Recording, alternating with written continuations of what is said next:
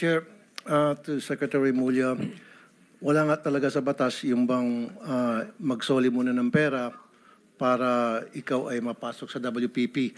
Pero kung pagbabasehan natin yung kagusto ng taong bayan, ang galit ng taong bayan, na gusto nilang magpakita in goodwill yung accused bago siya mapunta sa WPP, siguro mas maganda kung sundin natin yung kagusto ng taong bayan, right? Opo. Thank you, Mr. Chair. Mr. Chair, there Yes, is also, Senator I would like to manifest that hindi ko alam kung nakikinig ho tayong lahat, yung sigaw ng taong bayan na libo-libo sa People Power Monument sa Luneta, hindi lang po pagnanakaw, they were also shouting, ibalik yung pera nila. And I believe the Secretary of Justice heard that, and I believe Malacanang heard that. Kaya nga po, dito po sa mga kontraktor, mga opisyal, isole ninyo ang pera ng taong bayan.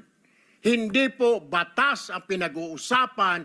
Wala ho tayong pakialam sa batas na yan. Sometimes, you have to bend the law to be able to please the people.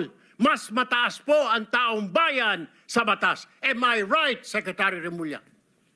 Yes, sir. Mr. Chairman. Thank you, Mr. Chair.